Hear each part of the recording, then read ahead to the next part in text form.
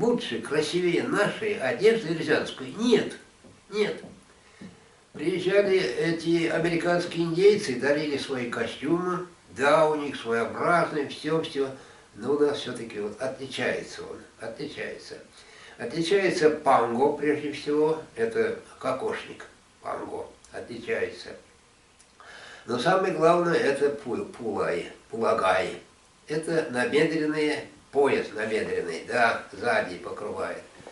Ну вот этим отличается. И бисер, украшение это я знаю, каури знаю. Каури это морские ракушки. Маленькие, но меньше мизинца. И они ими украшали эту одежду. Вот. Поэтому нравится. Потом эта одежда отличается в зависимости от места, региона, географии за ним отличается. Скажем, вот тенгушские эрзя, у них на ушах эти вот такие, как сказать, это, не знаю, как шарики такие, пуховые шарики, где-то подвешивают. Но теперь стали носить их все.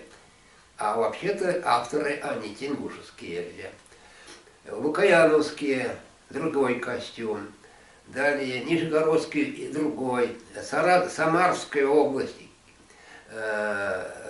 Похнический район, другие районы, у них отличается тоже костюм. Но в целом вот это вот главное отличие это пулагай. Все. Вот это вот. Вот все, что могу сказать. А народную мордовскую религию, эрзянскую, в частности, как бы вы ее продвигали, развивали, если бы у вас были ресурсы, аппарат и так далее? Вот такие замечания я слышал от работников Минкультуры, что вот, дескать, христианство теперь, православие, и забудьте все эти свои обряды, все эти религию забудьте.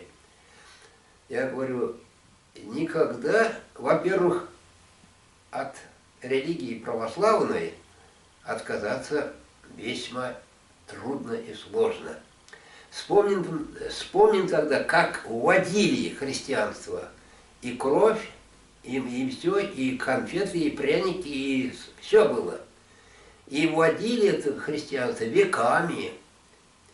Иван Грозный начинал, это 16 век, 16 век, и кончили это в 18 веке. Даже в начале 19 века еще попытки были сохранить как-то эту религию. Вон какой-то процесс. А теперь наоборот, будем отказываться от православной религии, веры. То же самое, уже, наверное, века нужны. А за это уже у нас возможности нет. И теперь что? Конечно, веру нельзя признавать, как признают вот теперь фанатики, такую веру не признавать. Я все говорю, надо знать не веру, а надо знания иметь об этой вере вообще, и вообще знать более эрудированным. Тогда все будет нормально. Вот я им говорю, если бы вы знали хотя бы чуть-чуть о христианской религии, в частности о православии, вы бы в церковь не пошли. Не пошли, это точно. Я говорю, как вы пойдете в церковь, когда католики провели сколько крестовых походов за Богом Христовым? Как называется? За гробом Христовым. Сколько провели? А сколько там жертв было? Если соотносить с нашим временем, там миллионы. В частности, 4-й это поход был детский. Это прочитала где-то про этот детский, сколько погибло детей. И после этого веровать. А потом старая вера и новая вера. Вот тут мы хотели напечатали или напечатали, нет, не напечатали. Открывал энциклопедию, христианство называется, в нашей Пушкинской библиотеке. Открыл староверы. И там даются такие ужасающие цифры. 100 тысяч было сожжено этих староверов. А ведь сравнить было столько населения, сколько тогда и сколько теперь. Тут получится уже это миллионы. Евгений Владимирович, сейчас я закончу. Да. Вот. Но находил другие цифры. И автора, кто проводил эти сожжения, там что-то 30-40 тысяч. Но это тоже немало. Вот и как после этого я буду верить в святость этой религии? Да, кстати, недавно слушаю, телевизор смотрю, какой-то церковь, храм возводили, день что-то воинства какого-то там. И там был патриарх. Когда патриарх сказал, что российские войска никогда не принимали участие в захватнических войнах, у меня уши посинели. Как это так? Неужели патриарх не знает, что 50 лет воевали с Кавказом? 50 лет, 25 и до конца. Это война была. Нет, вот такой вот сказать. Это, ну как это вот, как можно поверить в этого? Вот о чем речь идет. Я верю в правду все-таки, а не в ложь. Вот это ложь чистейшая, грубая, циничная. Но вот это, как вы говорите, правда, да? Она в основном касается истории, причем в истории там несколько веков до этого. Эта правда, она, когда ее очень, когда говорят о христианстве и в первую очередь говорят об этом факте, есть желание... Нет, наоборот, нет, вот с вашей точки, с вашей стороны показать негативную сторону христианства. Но есть ведь и такие стороны, как люди, которые массово умирали за веру, которые десятки тысяч священников, которые не отказывались от веры, а их убивали. Они, значит, это делали не из... Они могли бы отказаться и встроиться в новую власть, но они... Значит, ими двигало уже какое-то благородное чувство и вот осознание. Они тоже считали это истину, свое мировоззрение.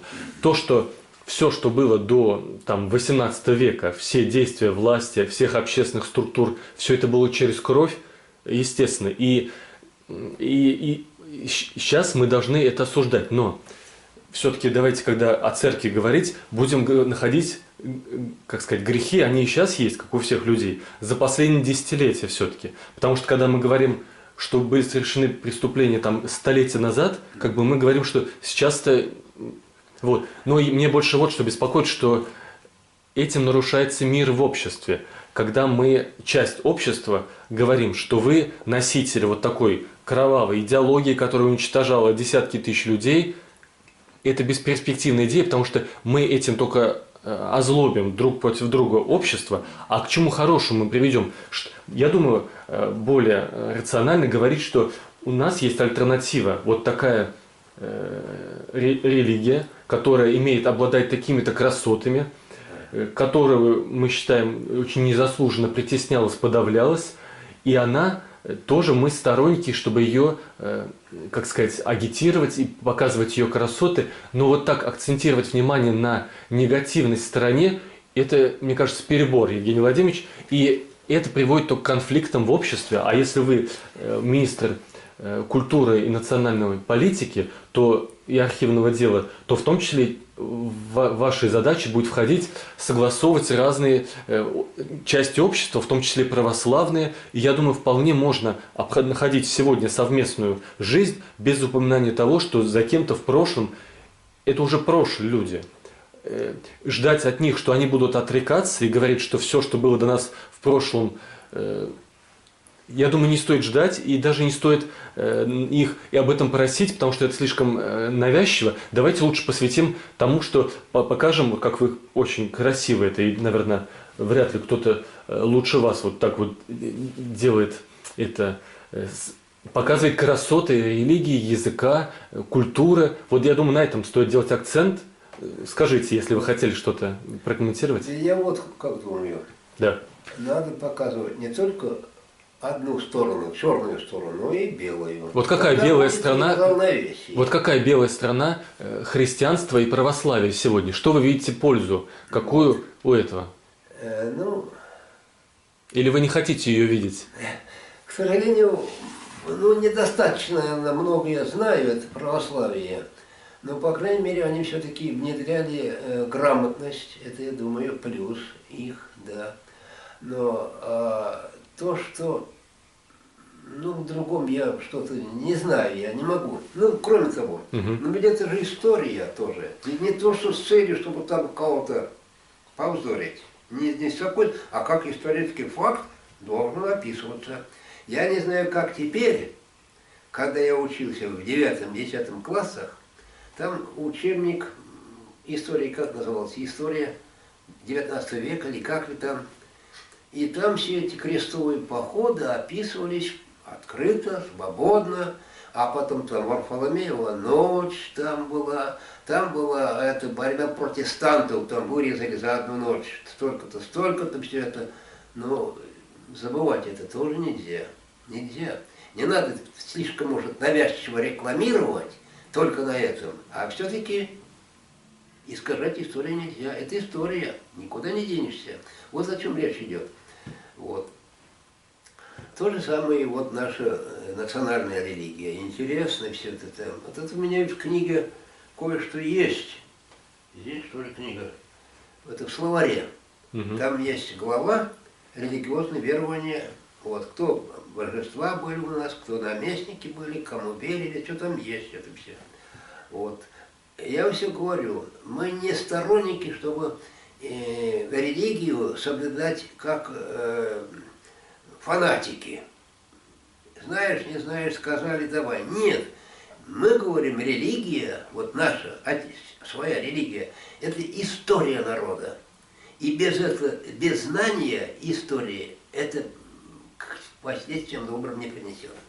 Вот как я считаю. А вот за последние десятилетия было такое, что христианство, православие уничтожало вот ирзианскую культуру, язык, или это чиновничество делало? Или, по крайней мере, не препятствовало? Было ли со стороны православия? Священников? Да. Нет, такого прямого не было. Конечно. А то вот они вот на вас, постоянно вас судят, как бы я считаю, что это несправедливо, потому что свобода слова, она должна соблюдаться, а иначе все будут молчать, все будут... Ну, это ложь. Общество построено на лжи, я считаю, неправильно. Но вот излишняя грубость, которую вас, конечно, вы оспариваете, потому что вы имеете право и на грубость, но вот я вас когда представляю и вижу, какой у вас, какие качества положительные, все-таки все равно они не красят, вот если там называть кого-то дебилами там и так далее, и все равно это любого человека. И потом, а самое главное, что это нарушает мир в обществе, потому что все-таки даже как бы мы у всех наши как бы ракурсы мировоззрения разные, но все равно не отнять, что православие в целом, священнослужители, все равно они, по крайней мере, провозглашают ценности добра, благородства, там, благотворительности и даже миролюбия, несмотря на то, что что-то из этого нам кажется в основном не соблюдается и больше на словах, так оно не соблюдается и во всех слоях общества. И это не касается не только православия, это касается и ислама, там, и буддистов, и, я думаю, и ирзиане. Я думаю, то есть это не говорит, что плохая религия, а это говорит, что наше такое общество и наше общество несовершенное воспринимает ценности, в том числе православие, так, как оно может, примитивно. Если вы на часы смотрите, у вас есть там какие-то пункты? Или я вам еще какие-то вопросы задам? Да. Педагогика, ну это мы педагогику уже разбирали, мне кажется. Вот вопрос такой, вот. Да. Не вопрос, а факты такие. Всем известно, сколько теперь людей сидит в тюрьмах, сколько у нас матерей-одиночек, сколько у нас детдомов и так далее, и так далее. И вопрос возникает, почему это так? Ведь в других странах все-таки такого нет. Я встретился с Василием, который претендовал на президента в выборах. Василий, как его? Гуслянников. Гуслянников. Он ездил как раз в Европу зачем-то, и мы как-то встретились. Да у нас расстреляли, Евгений Владимирович, миллионы людей. И поэтому у нас и беспризорники, поэтому детские дома. У нас убивали взрослых миллионами людей. Это все да. Это все да. И вот он сказал, я говорю, как самые тяжкие убийства? А он говорит, у нас, говорит, в стране, в России, 10 раз больше самых тяжких убийств, прежде всего, преступлений. Вот такая вот история. Но почему так? Вот почему так? Я думаю, то, что продолжается финансирование культуры по остаточному принципу. Это самое страшное, мне кажется. Я всегда вспоминаю Лермонтова Михаил Не помню. Михаила. Михаил Юрьевича, Мишенька. Вот, был тогда в Тарханах я, вот экскурсовод говорит, у Мишеньки было 12 преподавателей. 12. Но, правда, он был не один, а 6 ребятишек, 6. Вот. Ну, они всему учили. Бабушка Михаила Лермонтова, видимо, денег не жалела. И это дало плоды. Ну и дальше перейдем. Экономим все, деньги на образовании. Писала статью про систему образования школьного и дошкольного. В нашей газете все. Сидел на компьютере и копался, рылся. Оказывается, у нас система образования никуда не годится. Разослал 10 экземпляров главам республик, главам районов. Думаю, хоть чуть-чуть, немного зашевелятся. В чем заключается разница? Прежде всего, спрашиваю, я уже, наверное, говорил про это, внучку спрашиваю, сколько у вас в классе? 27 было, теперь 26. Открываешь другие страны, да там нет таких нагрузок на учителя. В Финляндии до 15 только человек в классе сидит, 15 голов. И, естественно, этими головами можно управлять, дать им что надо. А у нас 27. Те одно, второе. Понятно, какой ущерб дает образование, педагогика, когда в школе 90% женщин. Одна знакомая наша корреспондентка писала, бабий базар, говорит, у нас, не школа. Вот действительно так.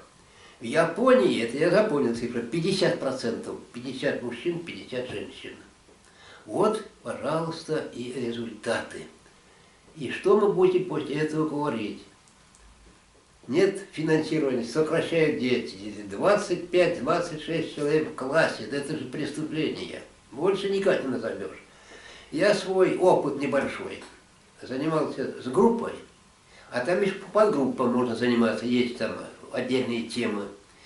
Я чувствовал всегда разительную разницу, где подгруппа 12 человек, 10-12 человек, глаза каждого видишь. А где 26, глаз не хватает, чтобы увидеть каждого. Вот отсюда и разница. Вот, пожалуйста, где причина у нас такой дикой отсталости школы. Вот, поэтому и заканчиваем на это образование. Экономят на учителях. А вот вы, в том числе, как министр национальной политики, как вы считаете, нужно проводить национальную политику, чтобы были такие мирные, добрые и отношения дружелюбные между разными национальностями и культурами в Мордовии? Я считаю так, не надо никакого министерства национальной политики. Не надо. Это уже не культура, это совсем другое. Национальная политика строится само по себе в школах, в культуре в целом, в образованности человека. Вот в чем надо к чему стремиться. А это что это? Это политика, больше ничего, так называется политика. Это куда-то стремиться, а куда не говорится, куда. Вот и все, не надо. То есть он естественно вырастет мир между нациями, да, и этносами? Конечно, когда это все примеры говорят, Александр Сергеевич Пушкин и поляк, как его фамилия, это выскочило опять все. А самые были, нет, не припомню, польский поэт, были самыми хорошими друзьями. Вот все, понятное дело. Вот. Ну, вот такая история. Но, к сожалению, вот интересно, даже высокообразованные люди порой не понимают этих национальных проблем. Ну, допустим, Михаил Юрьевич Лермонтов. Он был шовинист высшей степени. Чечню рубил вовсю. Не мог вот, почему-то вот, это так вот сидит в голове это вот то, что ты что делаешь. Кроме того, кроме Лермонтова, еще я кого слышал. Ну, Ну, Достоевский тоже был антисемит и националист, и тоже это... ну вот тоже приверженец русского, Достоевский. Да. Хотя по крови он татарин, Достоевский, Федор. Вот. Ну, вот среди полукровок часто есть такая вот... Да, может быть. Хочется может себя быть, может быть. позиционировать очень. Лев Николаевич Толстой много рисовал, воевал, много на Кавказе был. Но я прочитал его Хаджи Мурата, повесть. Один раз, второй раз, искал там кое-что. Он все-таки был сторонник сохранения всех этих наций, сторонник. Это в Хаджи Мурате там осуждает русскую политику, выражает, запомнил я, там прислуга, женщина какая-то. Вот когда привезли голову Хаджи Мурата, и из мешка выкинули, вот так вот выбросили, и вот эта женщина не выдержала, сказали, живодеры, вот там руководители были, эти полковники, ну, генералы тут военные, живодеры. Этим тоже он сказал, что что вы делаете. Вот. Ну и у него в Хаджи Мурате там в образе цветка он передает, что каждый цветок, какой бы колючий он ни был, надо беречь, надо сохранять. И не случайно Красная книга. А вот Красная книга на языке почему-то отсутствует. Вот парадокс какой. Ну все. Евгений Владимирович, последние два вопроса. Вы сейчас какую-нибудь книгу пишете? Или пока у вас нет задумок? Книги теперь я боюсь писать, потому что они вот тут в углу лежат, и никого не подступишься. Министерство культуры вот просил так, взяли 50 экземпляров словаря, он меня вспомнил, взяли 50 экземпляров, а остальные вот таким образом распространял. Составил такую программку, песня и музыка в творчестве Венвидяза. Программка такая. Вот какие песни там встречаются в произведениях, в рассказах, повестях. Жена певица профессиональная. И вот мы с ней вместе ездили, договаривались с районом. Там выступаем, она поет, баянист. Ваша жена, да? Да. Вот. И все-таки как-никак, сколько книг с собой привозили, они все-таки расходились. Все. Вот таким образом. Ну, а теперь-то я не знаю, что у меня получится. Написал, наверное, называется «Повесть», и очень экспериментально. Повесть, которая состоит из двух рассказов, отдельные рассказы. Но некоторые герои, даже под собственным именем, они встречаются и там, и там. В общем, цель, которая у меня была, называется так. Эпиграфом взял, у медали две стороны. Так и у человека есть внешняя такая сторона, видимая сторона. Она, ну, все, в автобусах, в троллейбусах, все, до свидания, мило, все хорошо. А потом другая сторона есть, совсем другая. Вот на эту тему-то я и написал эту повесть, назвал повестью. Отдал в журнал «Сятка», а книги теперь не думаю я боюсь. Вот до чего дожили мы, а? А книга была, это же вершиной, а?